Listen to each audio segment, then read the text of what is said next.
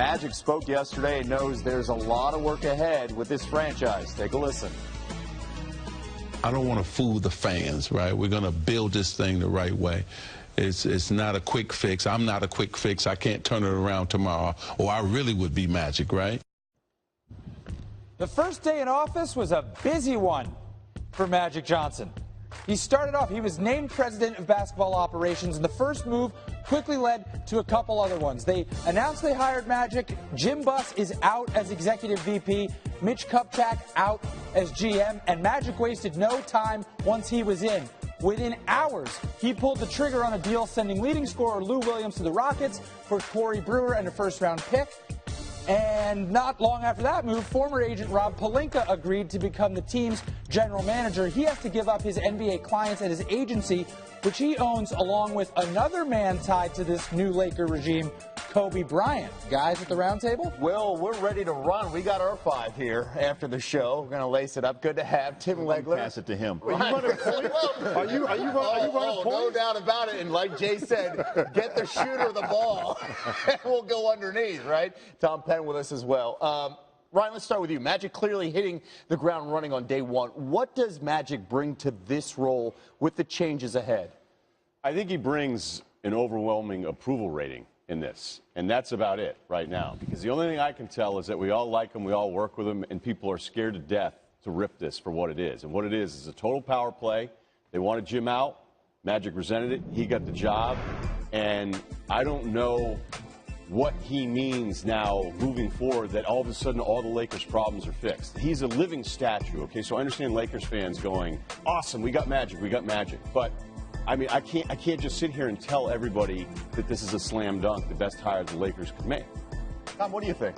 It's the slam dunk, the best hire the Lakers could make. I mean, it is. You got to start somewhere, and it's the fact that it's a significant change, and it's the most significant change. So what you have is, I love that, living statue. He gives you gravitas. I mean, you were a free agent once. You go to the table now, it's a different discussion. It's a whole different feeling. They've completely eliminated the stigma that's been there in the recent past, where no free agents would go there no matter what. Now they're all going to – there's a new narrative, there's a new start, and then hiring Rob Pelinka is important. I think you've cleansed yourself of some of the connotation that Jim Buss brought to the organization.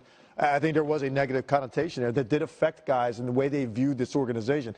Look, do we know how good a job he's going to do? No, but I am confident that this guy understands what talent is, and more importantly, what pieces fit together to make a winning product.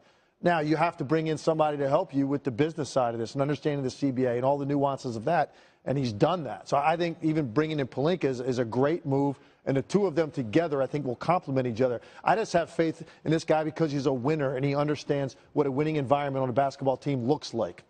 You just said it, Tom, you said it first. Pelinka's a great move. Why do you say that? Well, he's a great compliment. Rob knows the league, knows contracts and deal making, and knows the Lakers. I mean, he's been effectively embedded with that organization as Kobe Bryant's agent. There was never a Laker game I went to where I didn't see Rob in the back hallway with an all-access pass talking to everybody. So he's going to know everything about the Staples Center and the Lakers organization. Here's what he also knows, though. They're going to lose their first-round pick in all likelihood. It's only kept if it's top 3. And we're right where we were last year, guys. If they fall out of the top 3, they don't have a pick. Or now they do with the Houston Rockets pick. That's why you saw Magic make that Lou Williams deal to at least hedge his bet that they get some young talent.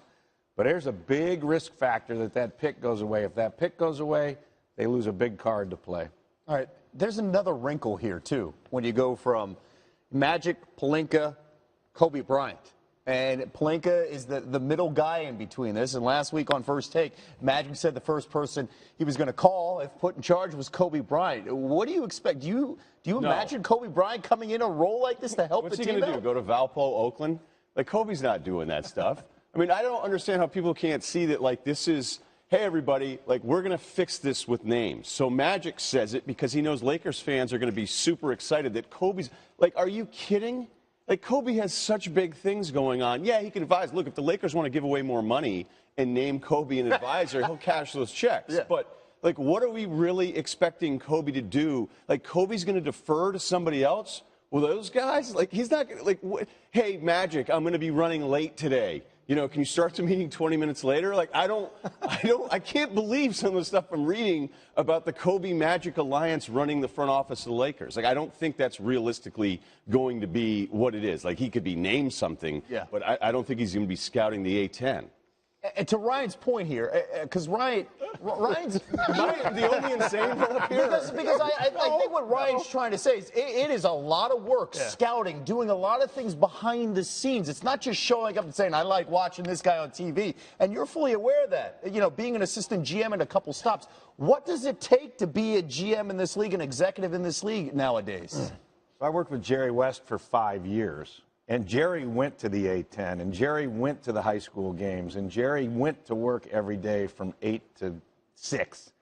You know, he put in an honest day's work, and you're right, Ryan, it's hard, and it's difficult to imagine Kobe doing that, right?